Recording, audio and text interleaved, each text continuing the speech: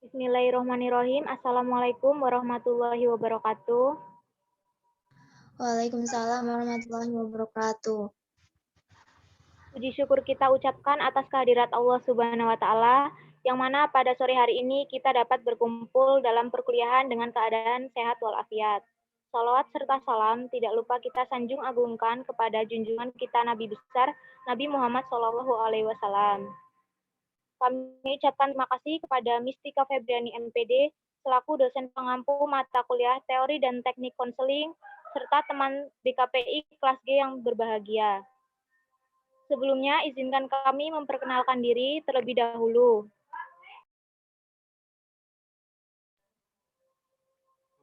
Saya Arahman Nur Fadilah selaku moderator yang akan memandu presentasi pada sore hari ini, serta rekan saya yaitu Anggun Dwi Astuti. Di sini kami akan mempresentasikan hasil diskusi kami mengenai materi yang berjudul Case Study Pendekatan Behavior. Presentasi pada hari ini akan dibagi menjadi 2 sesi, yaitu yang pertama pembukaan serta penyampaian materi, dan yang kedua yaitu penutup. Baiklah, materi yang pertama akan disampaikan oleh rekan saya yaitu Anggun Dwi Astuti. Silakan Anggun.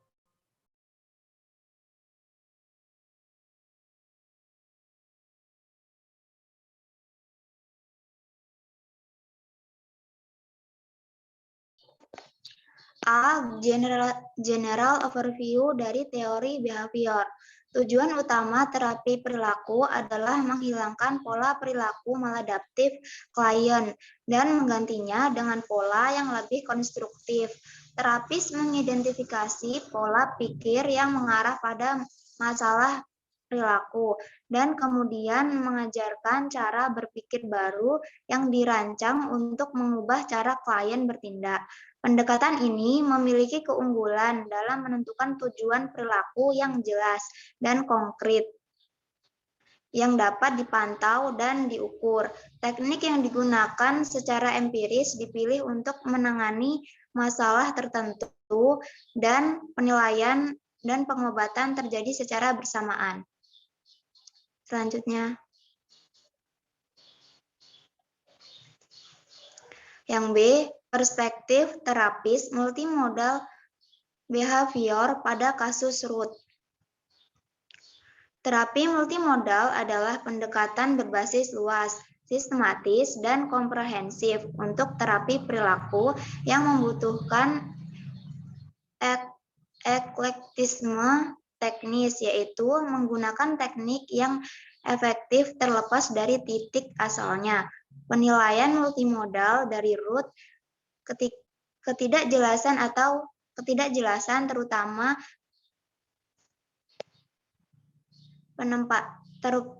menempatkan kebutuhan orang lain di atas kebutuhannya sendiri, menumbuhkan ketergantungan keluarganya padanya, kesenangan terbatas di luar perannya sebagai ibu dan istri, masalah dengan anak-anak, hubungan yang tidak memuaskan dengan suaminya, namun takut kehilangan, mencari terapis untuk arahan, masih mencari persetujuan orang tua. Next.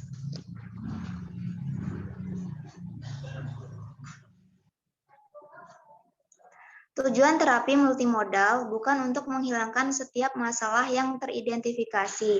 Sebaliknya, setelah menjalin hubungan baik dengan root dan mengembangkan aliansi terapeutik yang baik, saya akan memilih beberapa masalah utama bersama dengannya, mengingat fakta bahwa dia umumnya tegang, gelisah, dan cemas. Salah satu penangkal pertama mungkin adalah menggunakan pelatihan atau relaksasi. Next. Yang C, perspektif lain dari terapis behavior pada kasus root. Terapi perilaku awalnya berfokus pada teknik desensiasi sistematis berdasarkan pengkondisian klasik dan strategi penguatan berdasarkan pembelajaran operan. Terapi perilaku telah berkembang hingga sekarang, mencakup intervensi seperti strategi perubahan kognitif, pelatihan keterampilan, terapi pemaparan, strategi manajemen diri, dan invensi perhatian atau penerimaan. Proses umum yang terlibat dalam terapi perilaku meliputi A. Membangun hubungan terapeutik, B. Menilai masalah dan isu dalam kerangka kontekstual, C. Mengidentifikasi dan menentukan target perubahan atau tujuan hasil, yang D. Memilih dan menerapkan strategi intervensi berbasis bukti, yang E. Memantau dan mengevaluasi kemajuan menuju tujuan, yang F. Mempersiapkan rujukan, pengertian, pencegahan kekambuhan, dan tindak lanjut. Materi selanjutnya akan disampaikan oleh Saudari Dila. Yang D. Cara kerja Jerry Corey dengan Ruth dari perspektif behavior. Jerry Corey mendemonstrasikan cara perilaku untuk membantu Ruth dalam mengembangkan program latihan. Sangat penting bahwa Ruth membuat keputusan sendiri tentang tujuan perilaku tertentu yang ingin dikejar. Ini berlaku upaya Jerry untuk bekerja dengannya dalam mengembangkan metode relaksasi, melatih keterampilan asertif, dan merancang rencana latihan, keterampilan asertif, dan merancang rencana latihan tersebut. Yang E. Pertanyaan dan refleksi. Yang A. Apa pendapat Anda tentang pendekatan multimodal Dr. Lazarus sebagai penilaian sebagai cara untuk memulai terapi? Bagaimana pendekatan Dr. Cormier terhadap penilaian berbeda dari pendekatan Lazarus? Yang B. Apa saja fitur yang paling Anda sukai dari pendekatan Dr. Lazarus? Tentang pendekatan Dr. Cormier? Tentang pendekatan saya dalam bekerja dengan Ruth? Apa persamaan dasar dari ketiga pendekatan perilaku ini? Apa perbedaan mendasar? Bagaimana Anda bisa melangkah secara berbeda, masih bekerja dalam model ini? Dalam hal apa yang Anda ketahui tentang Ruth? Yang C. Apa reaksi Anda terhadap upaya saya untuk mengeluarkan Ruth dari terapi cepat? Mungkin sehingga dia dapat menerapkan keterampilan manajemen diri sendiri? Keterampilan apa yang bisa Anda pikirkan untuk mengajarinya agar dia bisa lebih mandiri? Selanjutnya saya akan membacakan kesimpulan. Tujuan utama terapi perilaku adalah menghilangkan pola perilaku maladaptif klien dan mengganti dengan pola yang lebih konstruktif. Terapis mengidentifikasi pola pikir yang mengarah pada masalah perilaku dan kemudian mengajarkan cara berpikir baru yang dirancang untuk mengubah cara klien bertindak. Terapi multimodal adalah pendekatan berbasis luas, sistematis, dan komprehensif untuk terapi perilaku yang membutuhkan eklektisisme teknis, yaitu penggunaan teknik yang efektif terlepas dari titik asalnya. Terapi perilaku awalnya berfokus pada teknik desentisasi sistematis berdasarkan pengkondisian klasik dan strategi penguatan berdasarkan pembelajaran operan.